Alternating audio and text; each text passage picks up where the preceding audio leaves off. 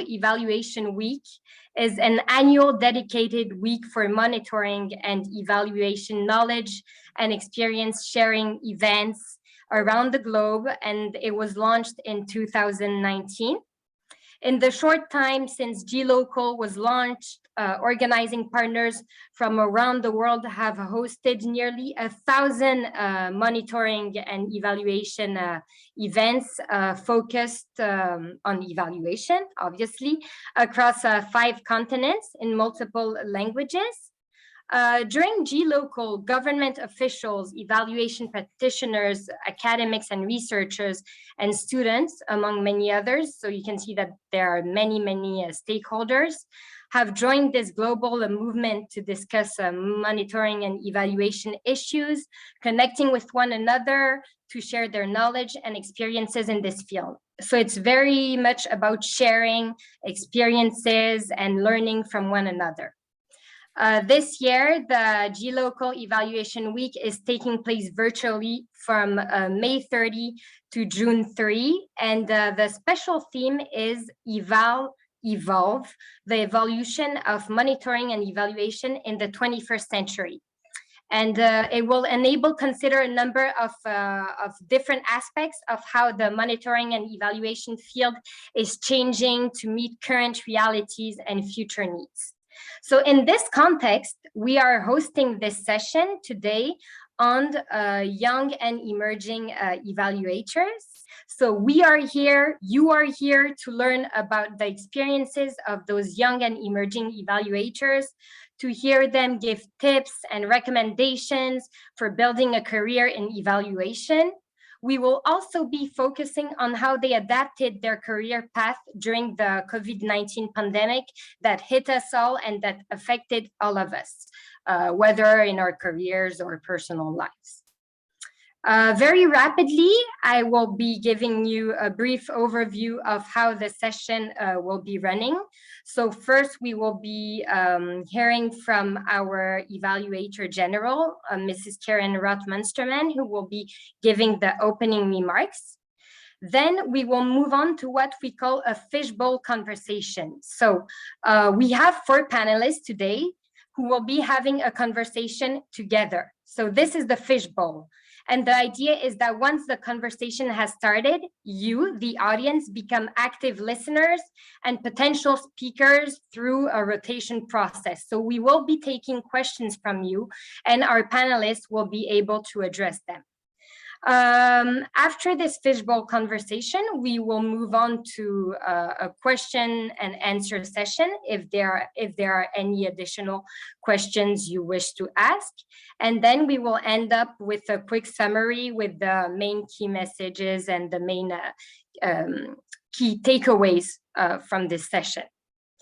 So we will start with the opening remarks. As I said, Mrs. Karen Roth-Munsterman is the evaluator general of the African Development Bank, and she leads the independent development evaluation, which we call IDEV. IDEV is an independent function tasked with enhancing the development effectiveness of the bank and its regional member countries. And by conducting independent evaluations and proactively sharing best practices, IDEV ensures that the bank and its stakeholders learn from past experience and plan and deliver development activities to the highest possible standards. All of IDEV's activities are designed to meet the following 3 key objectives. Apologies, there's a microphone that is not muted. Thank you. So the 3 key objectives that I was speaking about are to provide a basis for accountability, to contribute to enhanced learning, and to promote an evaluation culture. Mrs. Roth-Munsterman, you may now have the floor. Thank you very much. Thank you, Mrs. Lindsay. It's great to see you all. Good morning, good afternoon, and good evening to all participants across the world. Thank you for joining us for this exciting session with some of the young colleagues in IDEV. Africa has the world's youngest population with a median age of 19.7 years. And in 2019, more than 75% of the global youth population living in extreme poverty were from Africa. 1 in 5 of Africa's youth neither has a job nor is enrolled in education, employment, or training. Underemployment and unemployment in Africa are constraining youth's ability to meaningfully contribute to economic growth and to lift themselves out of poverty. An estimated 50% of employed youth in Africa perceive their skills as mismatched to their jobs. And up to 95% of the employed youth work in the informal sector, which is plagued by low wages, job instability, and lack of social protection. The COVID-19 pandemic has worsened youth employment. The AfDB's African Economic Outlook indicates that youth and other vulnerable groups predominantly engaged in the informal sector have been disproportionately affected by COVID-19. So what is the AfDB doing to address this?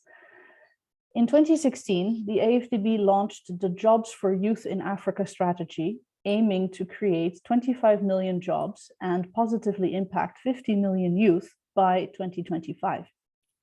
IDEV is currently conducting a midterm evaluation of this Jobs for Youth in Africa strategy, and 2 of our speakers here today are working on that evaluation. When it comes to building a career in evaluation, young and emerging evaluators are frequently challenged to find the right job opportunities because they lack the required experience. On the other hand, the global evaluation community is grappling with a persistent problem, namely a scarcity of experienced indigenous, national, or local evaluators, with demand outstripping supply. Youth face an uphill task given the many challenges, such as lack of funding for training and evaluation commissioners preferring expats over locals, and constrained opportunities for professionalizing evaluation in a world that is highly volatile due to COVID-19 restrictions, funding cuts, and so on. The Eval for Action Youth in Evaluation campaign was just launched on 23rd of May, 1 week ago. The initiative urges the global evaluation community to commit to concrete action towards long-term, sustainable, and meaningful engagement of youth and young and emerging evaluators in evaluation. IDEV, for its part, has historically supported young and emerging evaluators, called YEEs, as part of its support for evaluation capacity development, funding their participation in past conferences, such as the AFRIA conference, the IDEAS conference, the AfDB's own evaluation weeks, and so on, and systematically recruiting many young and emerging evaluators into its fold, such as the 4 panelists and the moderator who are with us today. These colleagues are all making important contributions to evaluations that have a prominent place in our work program, like the impact evaluation of the last mile connectivity energy project in Kenya, the impact evaluation of a health infrastructure project, the evaluation of the management of African Development Fund projects, the evaluation of the Jobs for Youth strategy, the evaluation of the bank's country strategy and program in Sao Tome, and the evaluation of the bank's response to COVID-19. And we are very happy to have them on the IDEV team. During this fishbowl discussion, IDEVs will share their experiences as young and emerging evaluators and discuss what skills, knowledge, and attitudes are necessary for building a career in evaluation. Discussions will focus on the career path of YEEs and the obstacles and opportunities they faced as they navigate their career paths during the COVID-19 and now in the post-pandemic era. So without further ado, let the discussion begin. Thank you very much, Mrs. Rotmansterman. So before we start the discussion, I am going to introduce our 4 panelists. Thank you to all 4 of you for being here. So our first panelist is Mrs. Raki Balde, who is an evaluation officer at the Independent Development Evaluation. And prior to joining the African Development Bank Group, Mrs. Raki Balde worked in evaluation at the International Labour Organization in Geneva. She was also a consultant in different project evaluations for different institutions, including the World Food Programme. Our second panelist is Mrs. Fatima Zora Moussas, who is a young professional at the bank too. She holds a Master of Science in Public Policy and Management and a Master's in Audit from the High Institute of Commerce and Business Administration in Casablanca. Mrs. Moussas comes with more than 5 years experience in green climate related policies and project development, monitoring and evaluation at both national and international levels. Our third panelist, Mrs. Stéphanie Yoboué, is an evaluation officer at IDEV, which she joined in May 2017. Before then, she worked for an international consulting firm. Stéphanie Yoboué holds a Master of Arts in... Excusez-moi. Sorry, there's a microphone that is not muted. Thank you. So I was saying that Mrs. Stéphanie Yoboué holds a Master of Arts in Integral Economic Development Management from the Catholic University of America in Washington, D.C., and a Bachelor of Arts in Economics from George Mason University in Fairfax, Virginia. And at last, our fourth panelist is Mr. Eric Yahi, who is an evaluation officer in the IDEV division in charge of agriculture, human and social development, and country and corporate evaluations. Prior to his experience at the African Development Bank, Eric Yahi worked as head of the project management unit of the Benin Agency for Universal Access to Electronic Communications, and as a monitoring and evaluation officer at the National Commission of the African Peer Review Mechanism. So brilliant profiles. We can't here to wait from them. And I think that without further ado, we will move on to this discussion to get at the heart of the matter, because I'm sure you are all very impatient.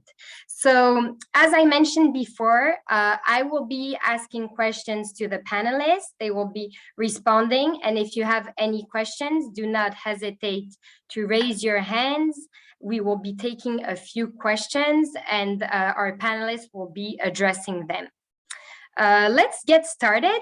I wish to inform that just to create a balance, because I know that there are also some francophones in the public, I'm now switching a bit to French, so you can switch for the interpretation with the interpretation icon.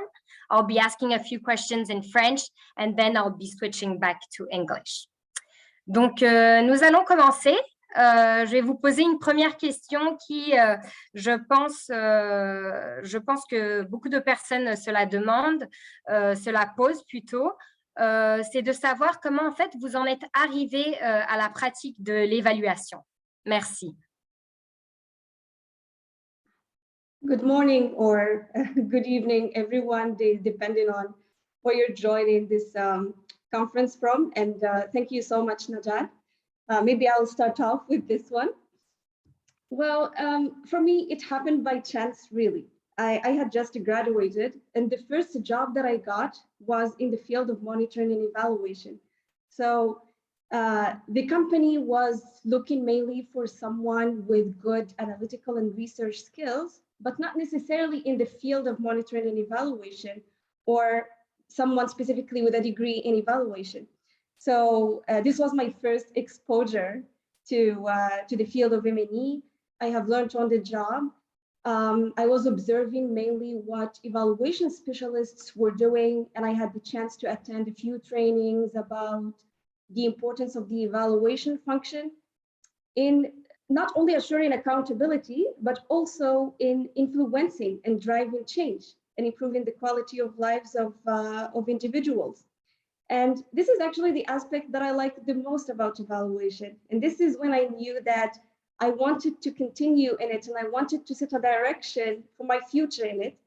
So I decided that I have to acquire more theoretical knowledge in order to understand the why of it all. Why do we use a certain tool or method over another?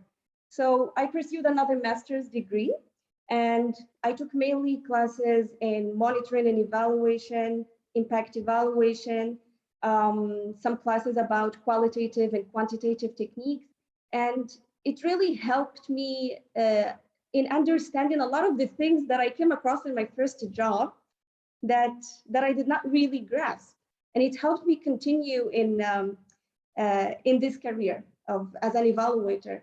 And since then, I have worked with extremely talented individuals who are doing their best to improve the quality of initiatives and programs, and eventually improve the quality of lives for the communities they're working for. And this is what keeps on inspiring me actually every day. So you can say that I started the inverse way. I first got hands-on experience on the job, then I went to learning more about the theoretical part of it. Merci beaucoup. Merci Fatima. Et avant d'écouter les autres panélistes, je suis un peu curieuse, mais je voulais savoir, juste initialement, en fait, vous aviez prévu de travailler dans quel domaine, du coup? Vous aviez une idée fixe du métier que vous souhaitiez faire? Yes, so at the beginning, my first master's degree was in audit and finance. So I was planning to work in an audit firm. Yeah. D'accord, ok, très bien. Merci beaucoup. Eric, vous pouvez prendre la parole. Merci beaucoup, Nadia, et bonjour, bonsoir, chers participants. Je vais y aller en français pour diversifier aussi un peu. Donc, à la suite de Fatima, je dois dire qu'on a eu à peu près le même parcours.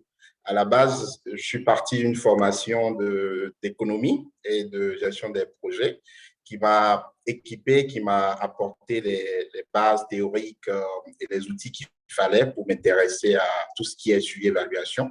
Mais mon premier contact réel avec la fonction évaluative s'est fait à travers des stages.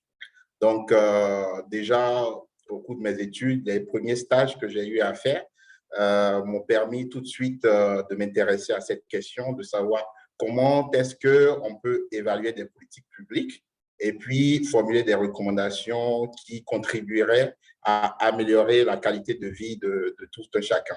Donc, j'ai été impliqué dans ce genre de processus par des concours de circonstances et cela a nourri cette flamme. Il faut dire aussi qu'à la base, je suis quelqu'un de très curieux, de passionné, qui aime apprendre, qui aime découvrir, explorer. Et donc, tout ça combiné a fait que, à un moment donné, j'ai décidé de faire aussi quelques certificats complémentaires, donc le certificat avec le PIFET et puis un autre certificat à l'ENAP. Et je me suis retrouvé comme ça avec la commission du mécanisme d'évaluation par les pairs au Bénin en tant que responsable suivi évaluation. Et j'ai postulé pour la BAD à IDEV en 2017. Et donc, j'ai découvert à IDEV des pratiques beaucoup plus élaborées, un environnement beaucoup plus stimulant. Et tout cela, aujourd'hui, me permet de poursuivre ma marche en tant qu'évaluateur et de m'améliorer chemin faisant. Merci.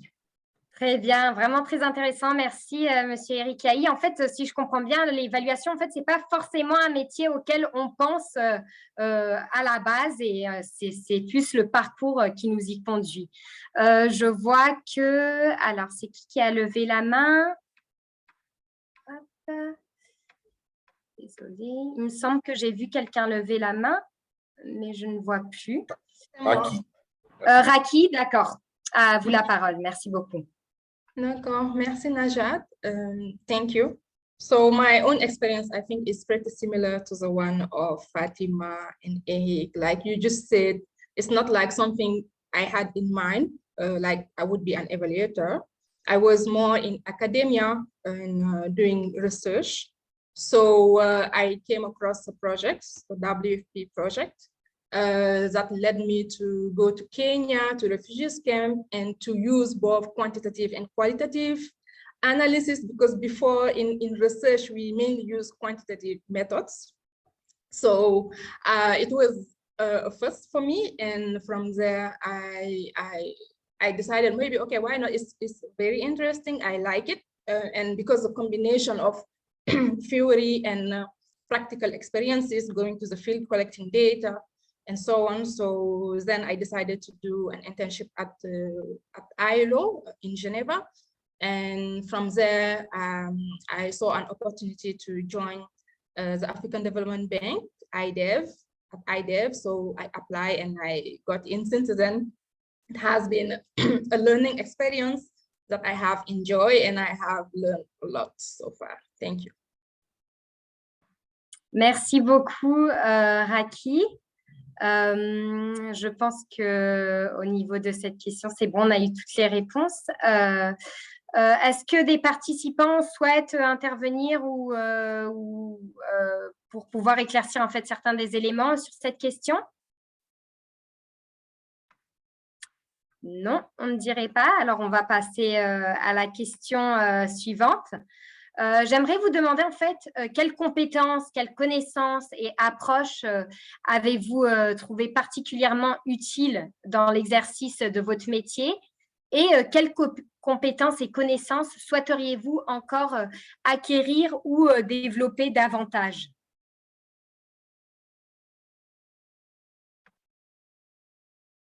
Alors, Eric, je vous en prie. Merci, Nadiat. Alors, parlant de compétences, il faut dire qu'au niveau de la pratique évaluative, il y a des corps de compétences qui sont très importantes. Et j'en ai identifié 4 à mon niveau, de par mon expérience. La première catégorie, c'est la capacité vraiment à conceptualiser des problématiques. Et puis, à partir de ces problématiques, pour élaborer des approches méthodologiques adaptées, pertinentes et robustes. Donc, il y a cet effort de conceptualisation qu'un évaluateur doit être amené à faire. Aujourd'hui, nous parlons beaucoup de théorie de changement, nous parlons de cas de résultats et de beaucoup d'autres outils qui sont mis à la disposition des uns et des autres, donc, et qui contribuent aussi à nourrir ce terreau qui s'enrichit de jour en jour. Donc, le deuxième corps de compétences que j'ai identifié tourne autour de la gestion des données. Donc, aussi bien la collection des données que l'analyse des données. Il y a des outils qui s'y prêtent aussi, et notamment des outils comme Kobo, Service CTO, qui sont des outils utilisés dans le contexte notamment de la digitalisation et qui permettent de collecter des données de façon beaucoup plus systématique et organisée. Au niveau de l'analyse des données, il y a des outils appropriés pour tout ce qui est données quantitatives, donc comme SPSS, Stata, et l'analyse de données qualitatives, Atlas et d'autres outils que je vais laisser peut-être mes collègues identifier et lister ici. Et quelques outils aussi pertinents pour tout ce qui est visualisation de données, donc Power BI. Mais au-delà de ces outils techniques, je pense qu'il y a aussi une question d'approche, une question de perspective. Et en tant qu'évaluateur, il faut être quelqu'un vraiment d'organisé, qui a le sens de la synthèse, de la gestion, du temps, des priorités et qui aussi est capable de communiquer effectivement. L'une des notions aussi que mon passage à IDEV m'a enseigné, c'est qu'on est dans un monde beaucoup plus globalisé et donc les compétences linguistiques, que ce soit en anglais ou en français, donc être bilingue aujourd'hui peut aussi aider énormément à devenir vraiment un évaluateur digne du nom. Donc, je vais m'en arrêter là et laisser les collègues suivre. Parfait, merci beaucoup, Eric. Stéphanie, est-ce que vous auriez deux mots à dire ou pas à ce sujet? Bonjour tout le monde. Alors moi, je pense que Eric, il a très bien parlé, il a très bien détaillé sur le sujet. En tant qu'évaluateur, ce dont on a besoin, je pense qu'à la base, on apprend beaucoup sur le tas. En travaillant, on apprend les différentes techniques, on apprend les théories de changement, mais il faut vraiment être organisé, surtout il faut être curieux parce que le travail d'évaluation, c'est en anglais, it's an investigation. Donc, on doit pouvoir être sûr de pouvoir traiter les différentes questions et pour le faire, on peut utiliser différentes méthodes qui, comme j'ai dit, peut s'apprendre sur le tas ou peut s'apprendre à l'avance, ça peut s'apprendre, on peut faire des formations en continu pour être meilleur sur le sujet. Donc, si mes collègues veulent rajouter quelque chose. Merci, Maybe I would Stéphanie. just add a little bit to what Stephanie said. She said actually something about curiosity, and that spoke to me personally.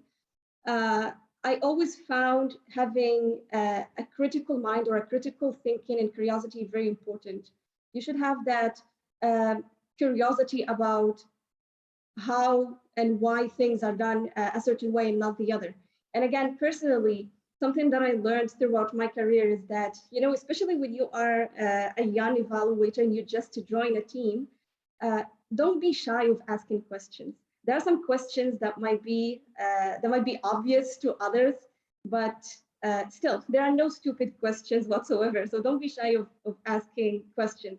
And this is a lesson that I've learned actually in that a senior told me once in my career that there's even a concept called a naive expert. And it says basically that if you want to get insightful ideas about a topic and you don't know how, try inviting a naive expert or an individual who does not know anything about your topic and who will ask all the questions that you are too embarrassed to ask and that you might feel are too obvious. So when you just start your career, I feel personally it was good to learn that I have to be curious. I can ask all the questions that I have in mind, do a lot of research at the beginning. So this helped me actually continue in my career. Merci beaucoup, Fatima. Donc, en fait, vous l'aurez compris, si vous souhaitez faire ce métier d'évaluateur, vous devez avoir la capacité de conceptualiser des problématiques, vous devez pouvoir gérer tout ce qui est collecte de données, être organisé, bien sûr, et surtout, être très curieux et ne pas avoir peur de poser des questions.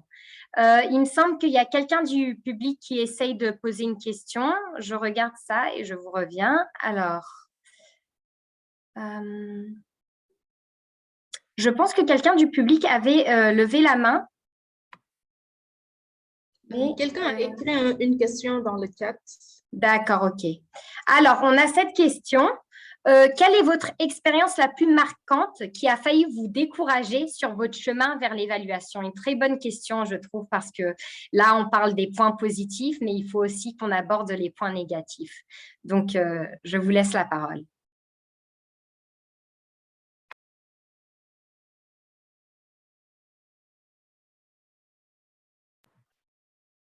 Quelqu'un pour répondre ou personne n'a jamais été découragé? Ah, Eric, je vous en prie. Bon, je vais prendre le risque de m'y lancer.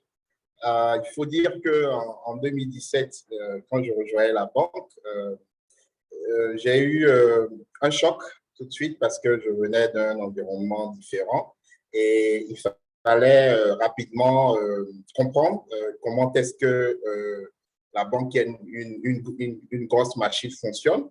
Je suis tombé au milieu d'une évaluation qui comportait 3 branches. Donc, l'évaluation des mécanismes d'assurance qualité de la banque. Donc, il y avait à la fois la qualité à l'entrée, la qualité de la supervision des projets et la qualité à la clôture.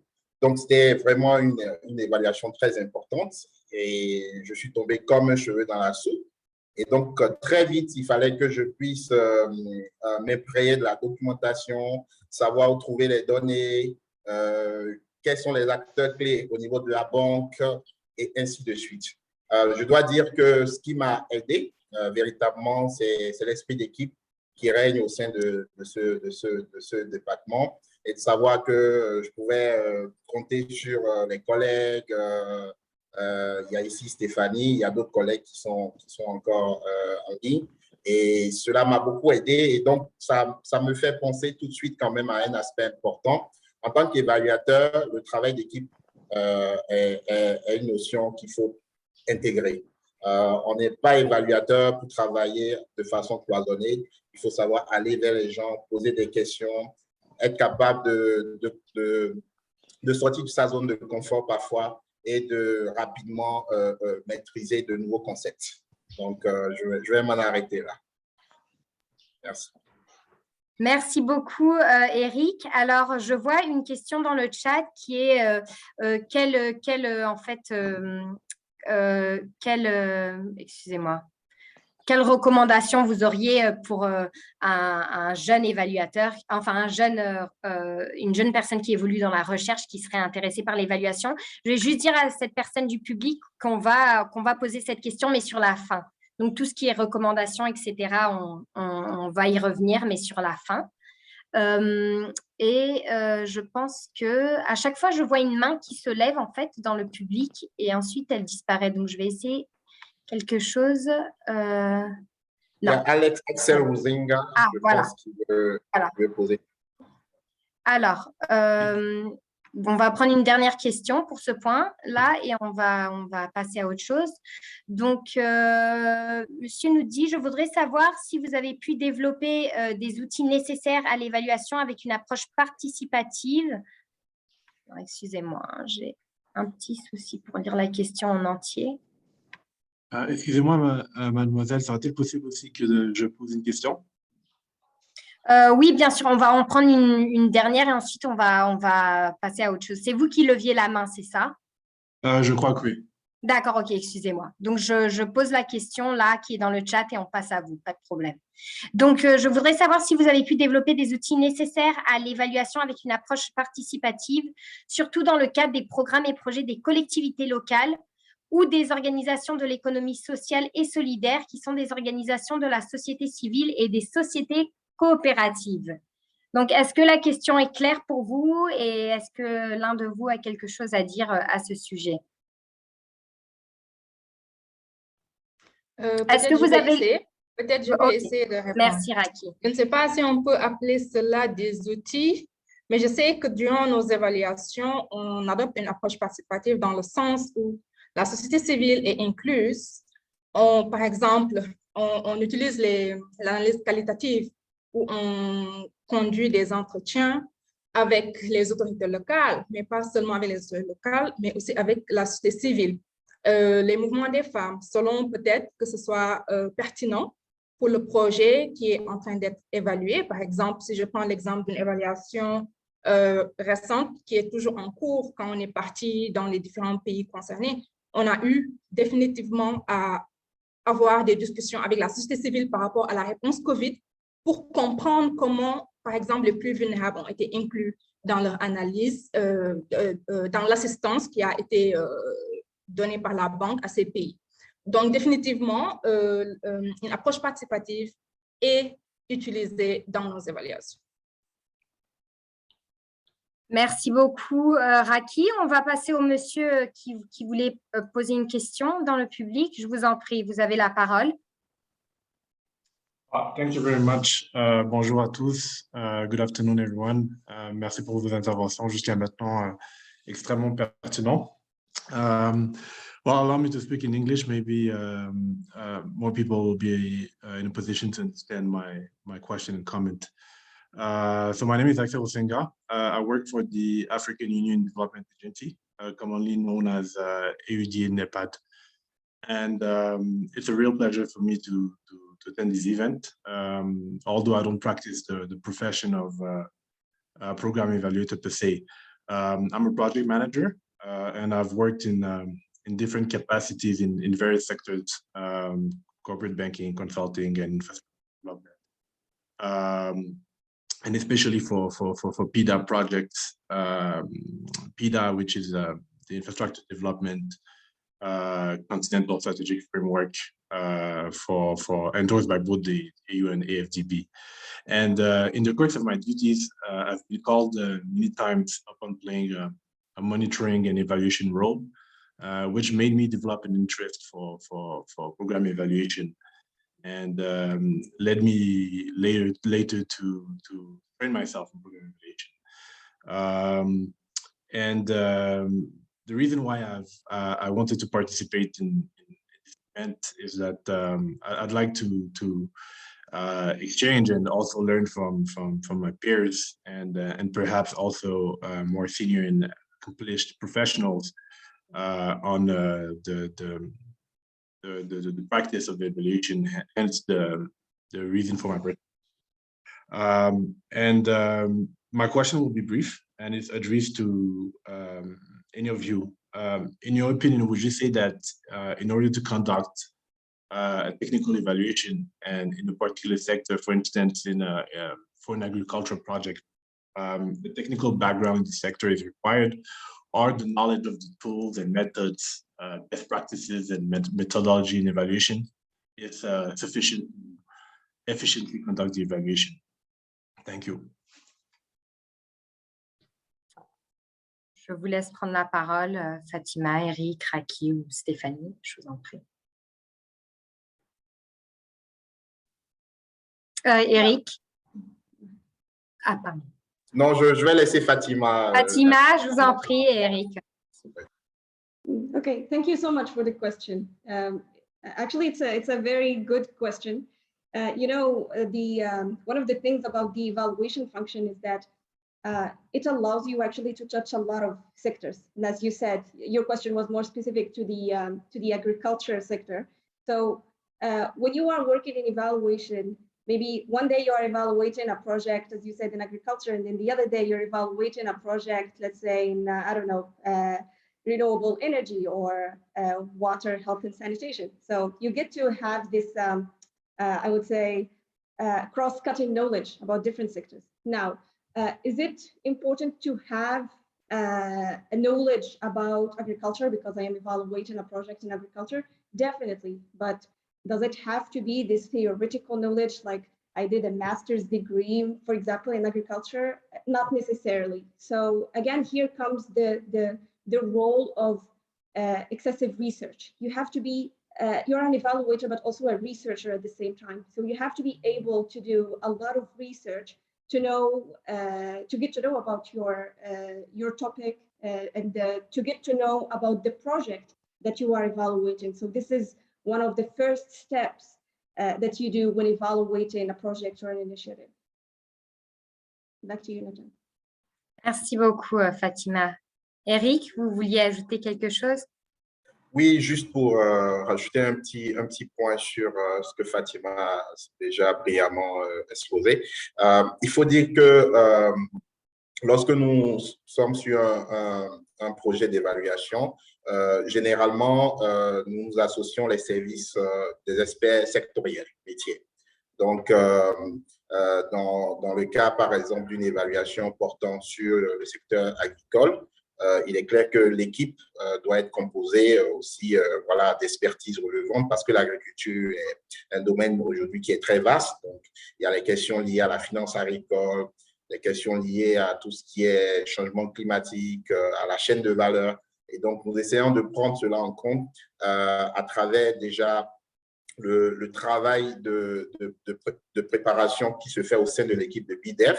Donc, nous identifions la problématique, comme je l'ai dit tantôt, et puis les expertises qui vont nous permettre véritablement de pouvoir couvrir cette problématique de manière complète. Après, il faut dire aussi qu'en tant qu'évaluateur, il nous revient d'avoir une compréhension suffisante quand même du domaine, même si après, on va s'associer les services d'un expert. Donc, c'est intéressant dans la mesure où, du jour au lendemain, on peut passer d'un dossier agricole à un autre dossier sur l'eau, sur l'assainissement, et on finit par avoir une culture générale assez large. Merci. Merci beaucoup, Eric. Je m'excuse si on ne peut pas prendre d'autres questions sur ce point-là. On va passer à la question suivante pour être sûr de pouvoir aborder tous les sujets. On prendra des questions au fur et à mesure. Donc là, on va parler d'un contexte qui nous parle à tous, le contexte de la Covid-19. Et j'aurais aimé savoir en fait quelles sont certaines des principales leçons que vous avez apprises pendant la pandémie de Covid-19 au cours de votre carrière en évaluation. Voilà. Raki, je vous en prie.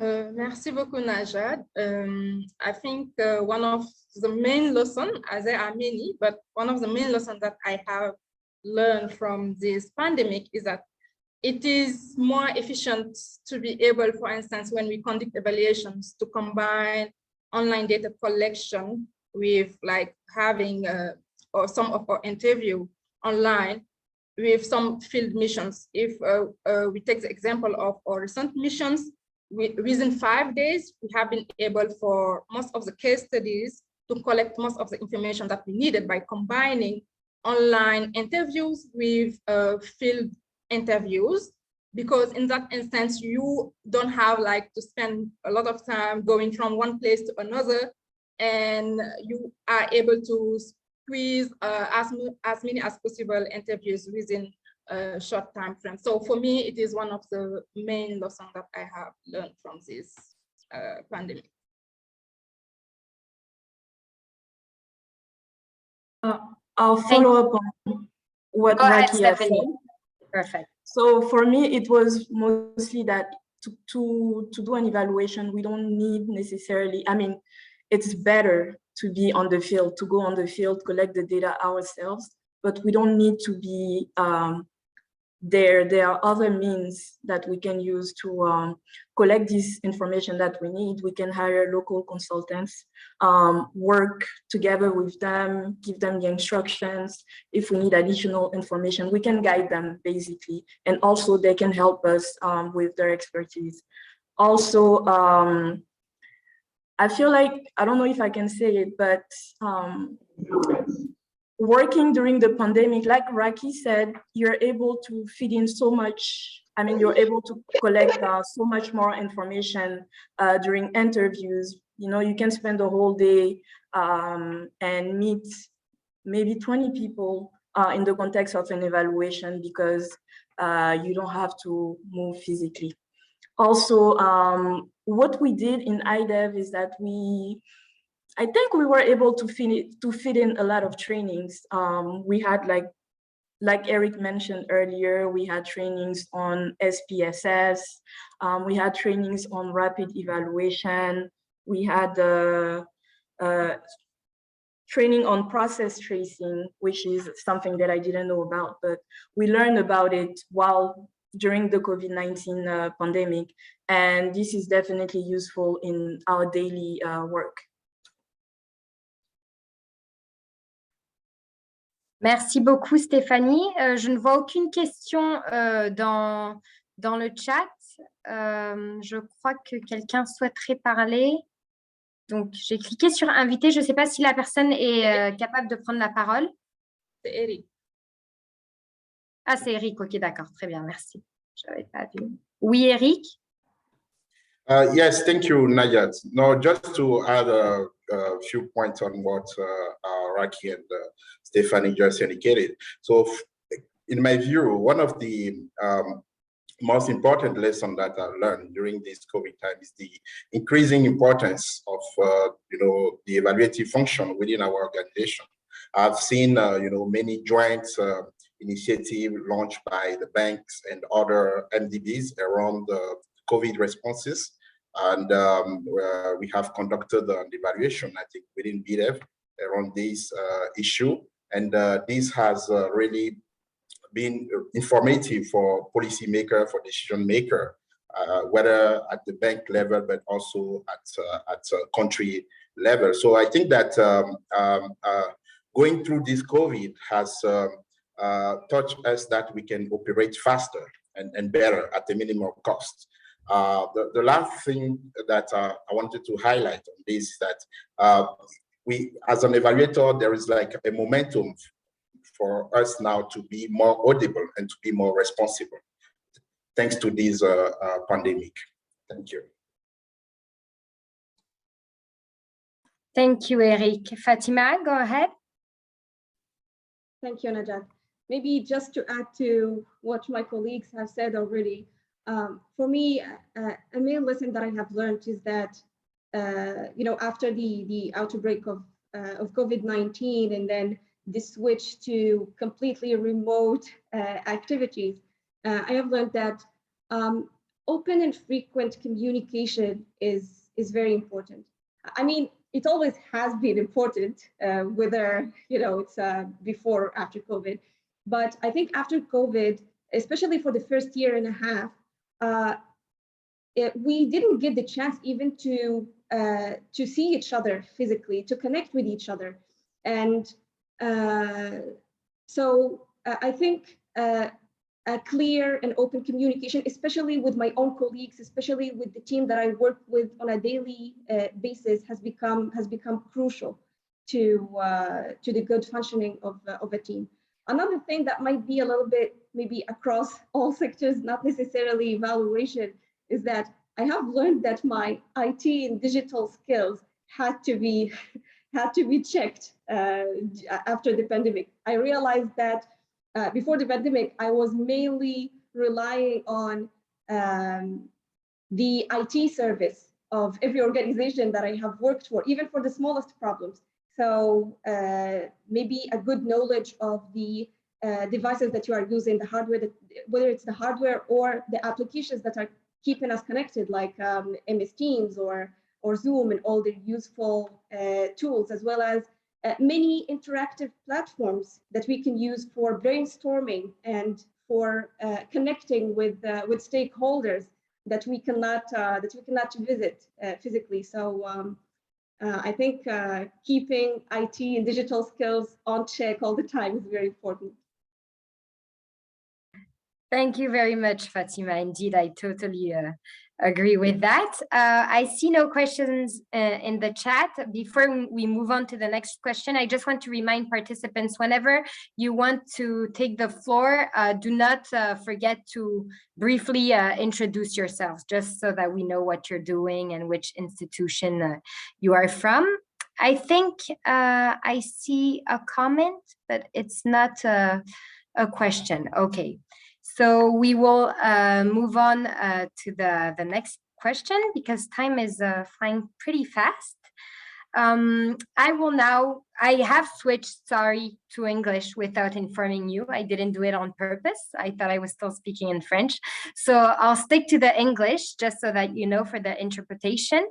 And I will ask you, so we're going back to really the career aspect. We spoke about the COVID context, the pros and cons, but now we're going back to your career aspect. And I'd like to know what support you need to keep growing in this profession, and what is very necessary, and how you proceed even in terms of, I don't know, networking or building capacity. What is it that you need to grow in this profession according to you? Thank you. Fatima, your hand is up, or is it from the previous question? No? Yeah, sorry, it was from the previous question, but yeah, I can briefly mention one aspect, and then my colleagues can come in afterwards, if that's okay. No problem, go ahead. Yeah, so I think for me, in order to keep progressing in my career, I think it's very important if I have the opportunity for skills development. And I am talking here about both technical skills as well as soft skills to keep up to date with the constantly evolving sector. For example, I would appreciate if my organization and my team offer training programs about new approaches and the use of maybe popular softwares and trending softwares. And these trainings actually can be either conducted by external expertise firms or by internal colleagues who have, a good knowledge about a specific topic. And this way we can even encourage peer learning. Thanks a lot, Fatima. We'll move on to Stephanie.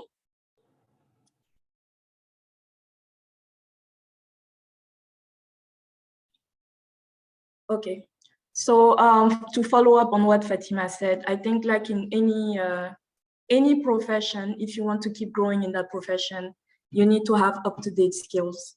You need to continuously learn. I think in evaluation specifically, we need to have a lot of technical skills because we do a lot of analysis. And we also need these soft skills, like we need to learn about how to write reports so that the message we're trying to convey gets to, it will get to the right ears, but you want the audience who reads the evaluation reports to understand what we're talking about. And so definitely having this mix of technical skills, soft skills, communication, effective communication, public speaking is definitely important to grow in this in the field of evaluation.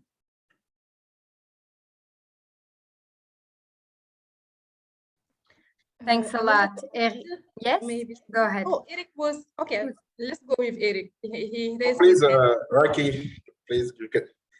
I will jump in after you.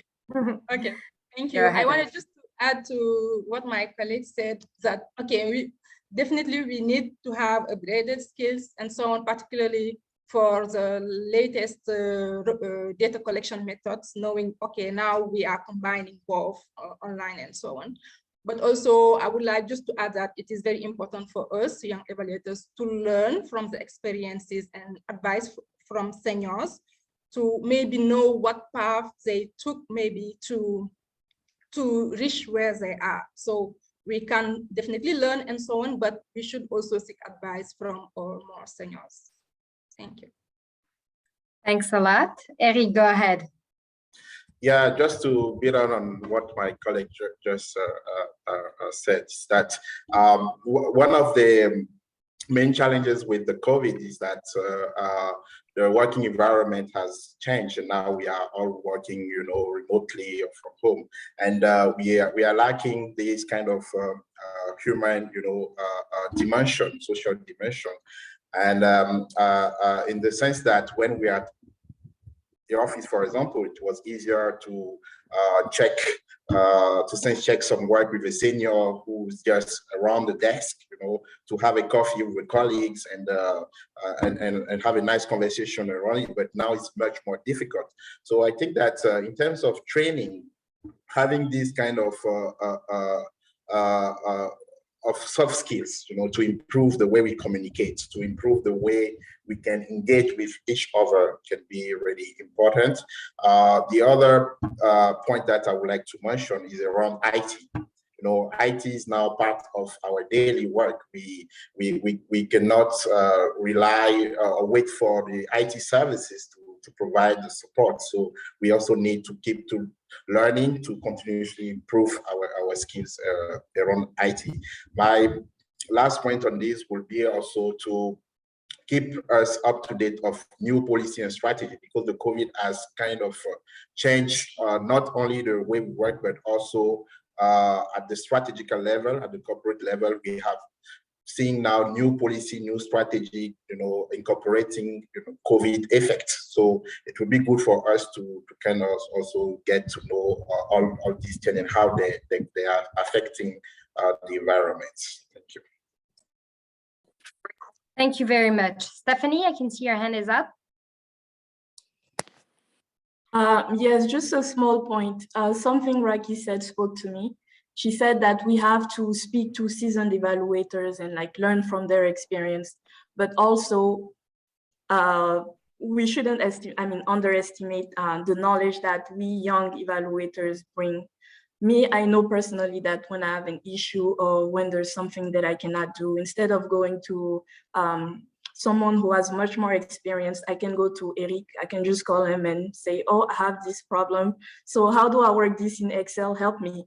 I can call Raki. Oh, Raki, send me this spreadsheet that you just worked on so that I can jump on it and, I can do my analysis as well. I remember just last week, I was asked to calculate the disconnect between project completion reports, so self-evaluations that task managers do, and the evaluations that we evaluators do.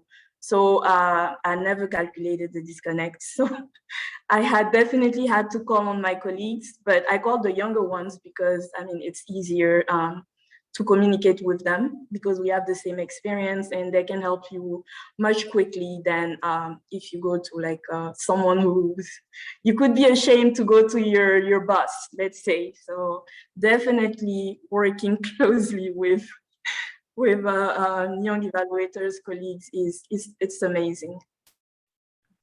Thank you all. Thank you so much. So on this last point, Stephanie, so what you're speaking about when you're speaking about reaching out to your peers is more reverse mentoring. And I would like to know what is the importance of networks or mentors in your career? Thank you.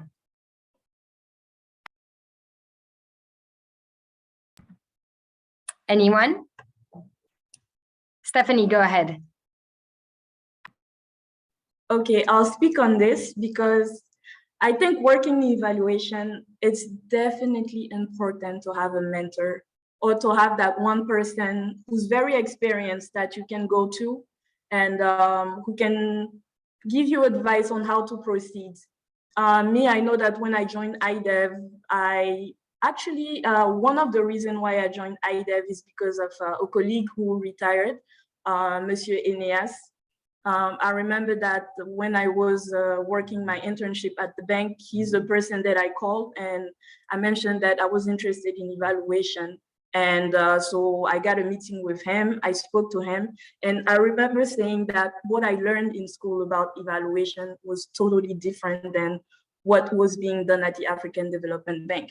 So definitely it's important to be able to get your knowledge from the people who actually practice this profession.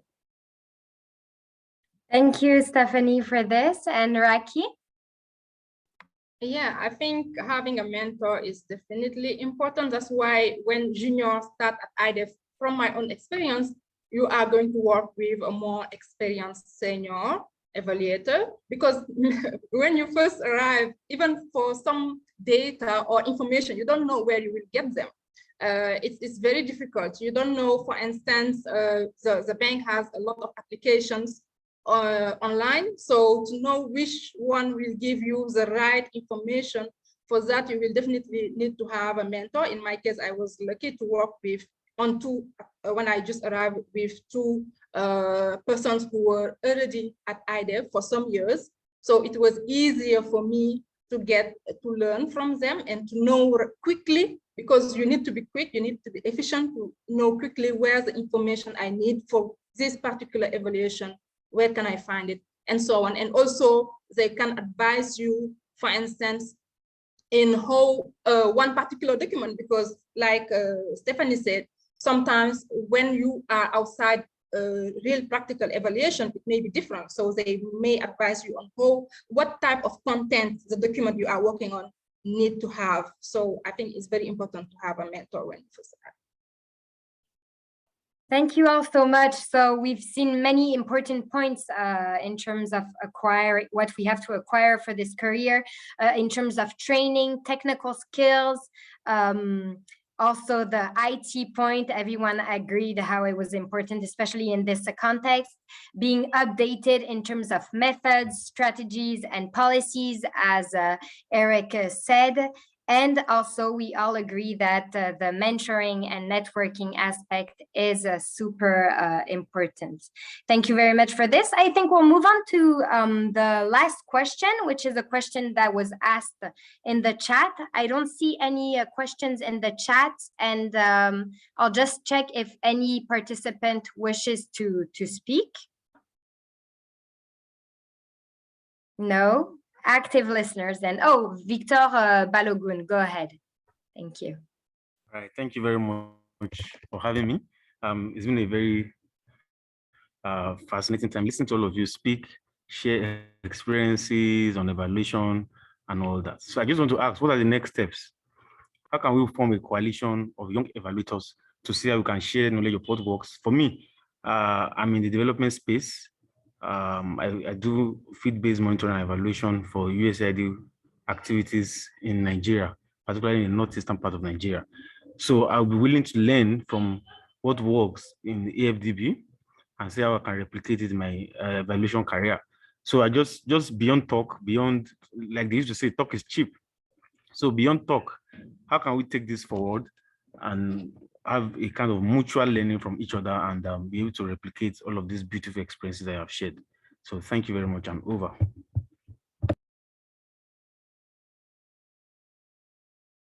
Thank you very much, Mr. Balogun. Anyone wants to answer on the potential next steps? Eric, I see your hand is up. Yes, I think that the last question of this session could cover this issue. But what I can say now is that there are several networks of young evaluators. So I think that the first thing is to try to, check which one could really fit his need and register. So I know that we have like Clear Africa, we have evaluator, and there's other network of evaluator.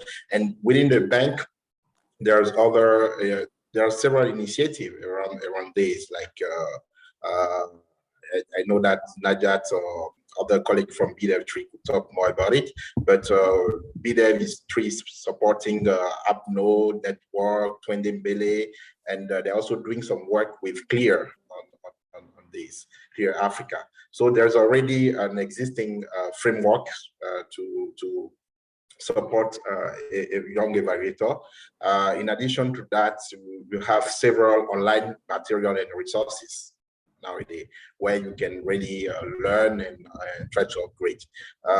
We also leave probably our contacts at the end of this session just for further conversation. Thank you. I hope this helps. Yeah, thank you very much. Thank you. Thank you. Stephanie, go ahead.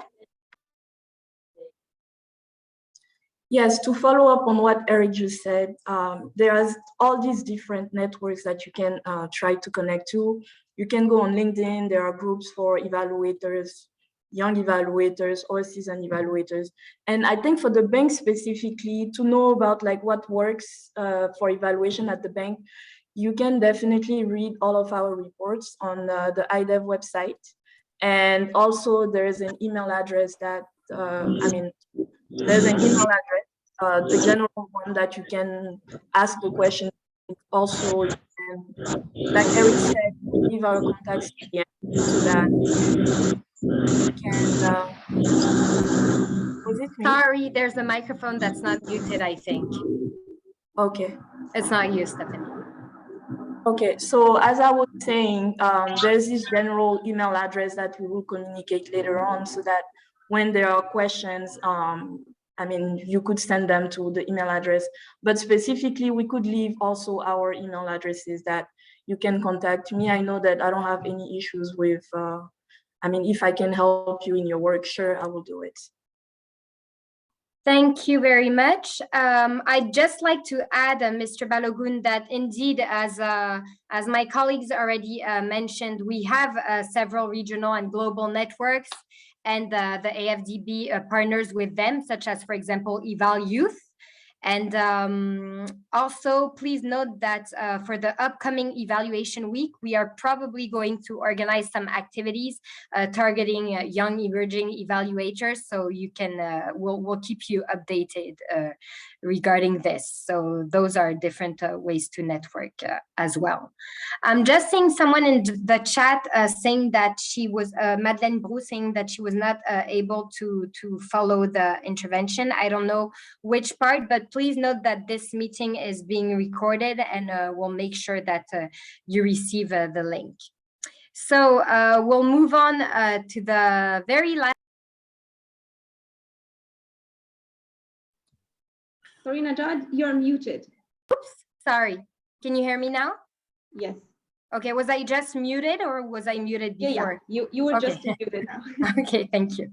So the last question, and I think it would be great if all of you could answer, because I'm sure you have a lot to say, and having there's never too much advice, I would say. So what advice would you give to young people who are exploring a career in evaluation? Thank you.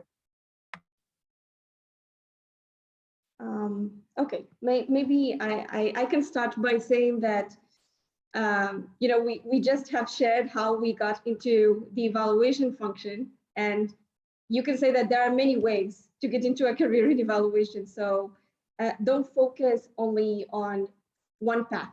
It's definitely great to have the theoretical and technical knowledge, but if you don't, you still can get to, build a career in evaluation. Just focus on what you want and focus on what you like. If what you like is being a driver of change and a contributor to the successful implementation of development projects and initiatives, then you should definitely go for it.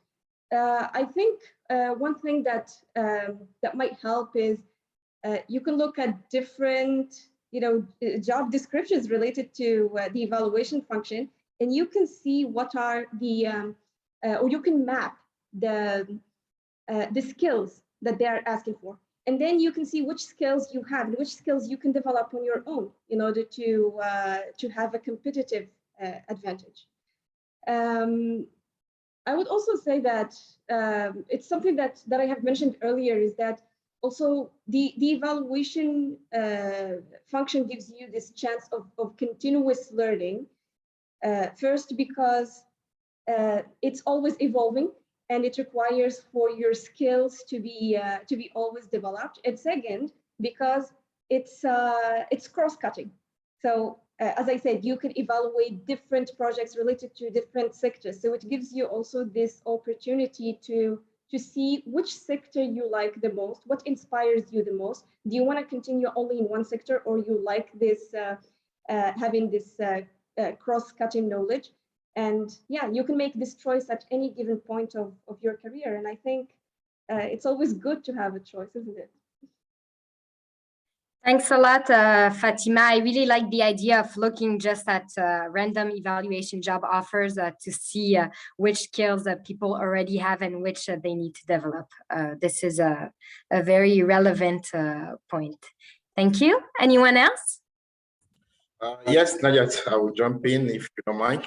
So, so on my side, I think that it is important to believe in yourself, to really believe that you can make it. Being an evaluator sometimes seems, strange for some people, but it's not the case. We are all young here. Maybe the average age is around 30, 35. But we are still making it. So I think that regardless of your background, you can still become a good evaluator. This is one of the area of expertise where you will find people from, agri background, people from socio economists, or even sometimes, you will find people coming from digital words. So it's something which is very cross-cutting, as Fatima mentioned it. So don't be afraid of this concept. Just take the step. And I like the idea of Fatima about looking at several job descriptions and try to map your skills, your current skill, and identify the gap that you need to fill. The good thing now is that you have so many good material online, which you can download. You can attend some training. You can connect to some network just to strengthen your ability. So take the step. It's up to you. And maybe the last thing that I would like to say on this one: apply when you feel like you are ready for it. Just take the step and apply. Don't necessarily look for who you know in a particular organization. Take the step and apply. Thank you. Thanks a lot, Eric. So do not be afraid. Very good advice. Anyone else? Can I jump in? Sure. So me is okay. I think my colleague already mentioned the most important steps to take in order to get the skills, but also to get the opportunities. But what I would say is that I know, for instance, in some cases, people avoid taking opportunities that are not paid. But I would say take any opportunity you can get to learn. Any experience in evaluation is good. My first experience in evaluation with an international organization was not paid. So, and it is the one that led me to where I am now. So take every opportunity you can, and it will be a stepping stone for where you want to go. That is my main advice. Thank you. Thanks a lot, Raki. Great advice. Stephanie? Yes. Okay. Lastly, I would say make sure you attend evaluation-related events, workshops, seminars, anything. Just go, because it gives you an opportunity to network with actual evaluators, and there you can make friends, or you can learn about different work opportunities that may come up in the future. That's definitely important. So just make sure you go to these events. People will notice you. I mean, they'll notice your face. They'll see, oh, this person looks familiar because I've seen him in this previous seminar. So I know they're interested in evaluation, and sure, if I know their name and I see an opportunity coming up, I can contact them directly, or I can let them know that there is an opportunity coming up and they need to be ready to apply. So I'm saying that because this is what happened for me. As Raki mentioned, if you have an opportunity to learn about evaluation, even if it's not paid, just do it. Me, I was working an unpaid internship, and I was attending IDEV evaluation week. This is where I started asking questions, and when there was an opportunity to apply for a job, someone in IDEV let me know, oh, we're going to post this consultancy. If you're interested, apply. So I applied and it worked. So now I'm here and I'm still working in evaluation. So just believe in yourself, keep learning, attend events, network, and yeah, it will work for you. Thank you very much. Thank you for all this great advice. And I'd like to add my personal touch as well. Same for me. My first internship was completely unpaid after my master's, and this is what led me here today. So it's hard on the moment, but maybe it's worth it later. So there, I'm seeing that Victor Balogun has his hand up. I'm not sure if it's from the previous question or if it's now. All right, just to say a big thank you for this event, and the welcome development.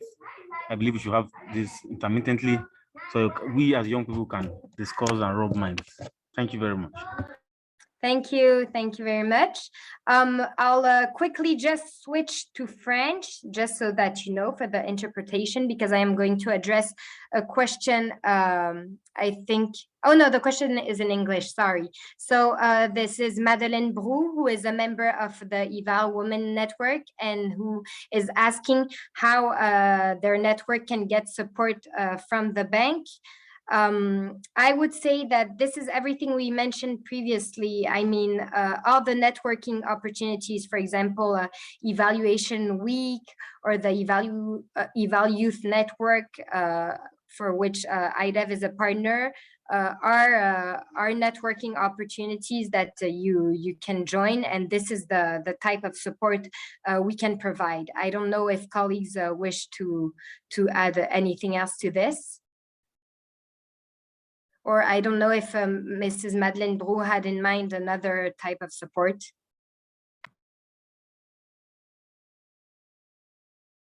Maybe you can ask her to elaborate a bit more on what she means by support by IDEV.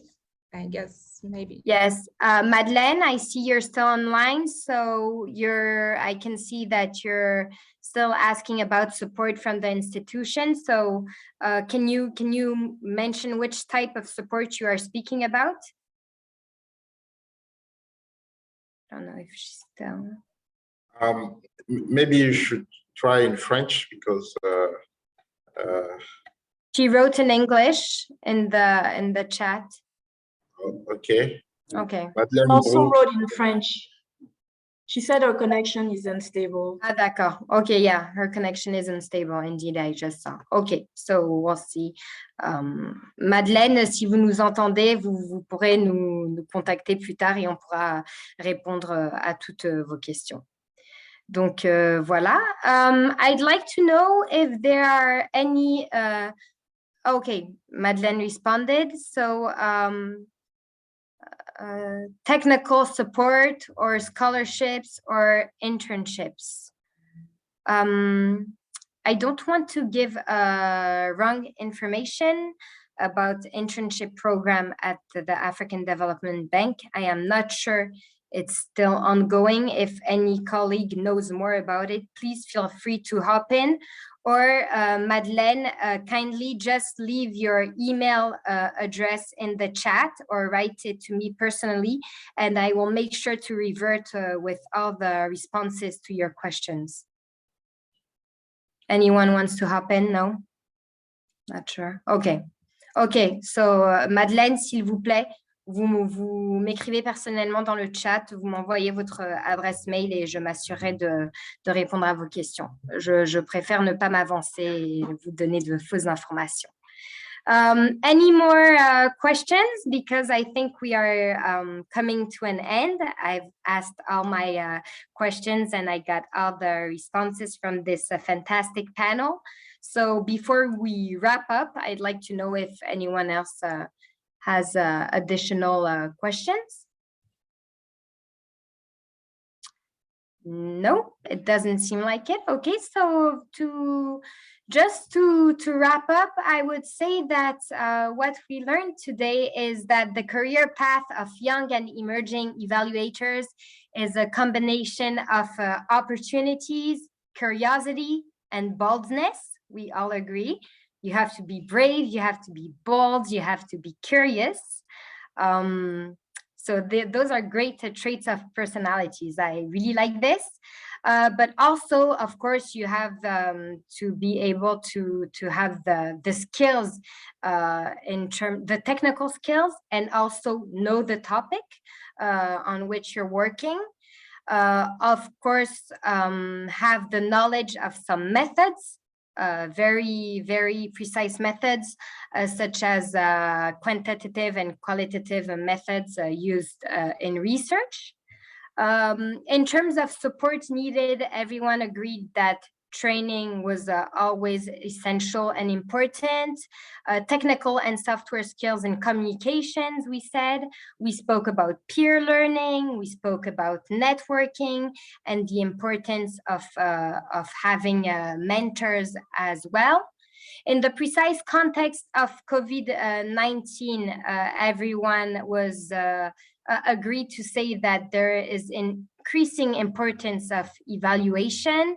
Everyone agreed to say that it's more than necessary to have improved IT skills, and that the working from home due to the COVID-19 had some positive aspects because, for example, it enabled evaluators to operate faster and at reduced costs. I remember Stephanie saying that the same day you can speak to 20 different persons for an evaluation.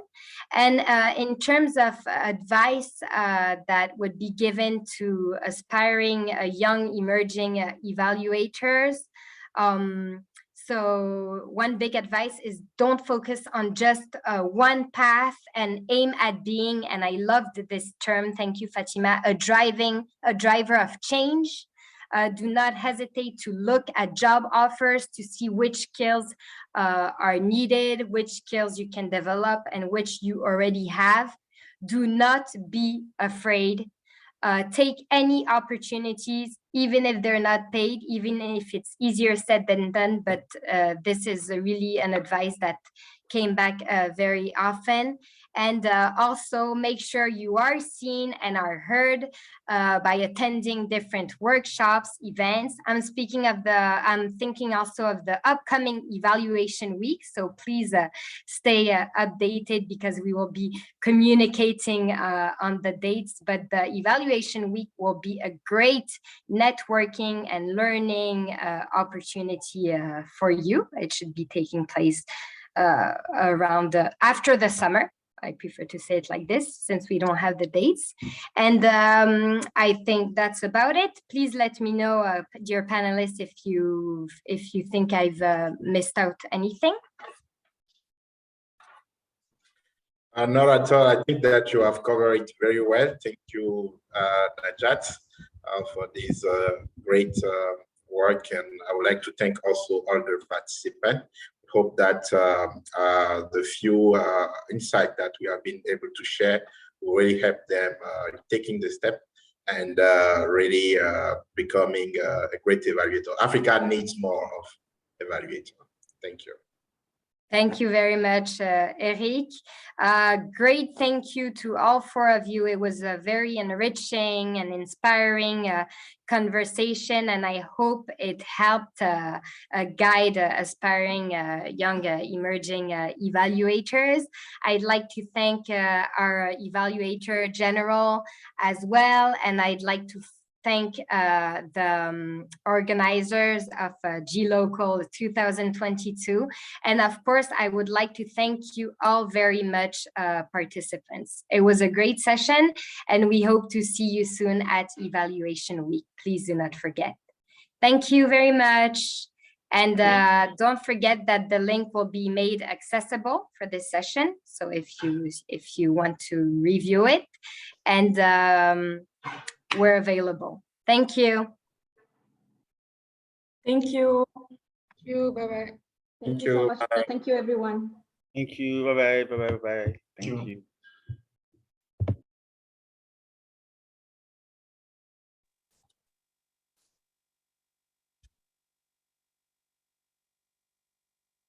Bye-bye. Thanks.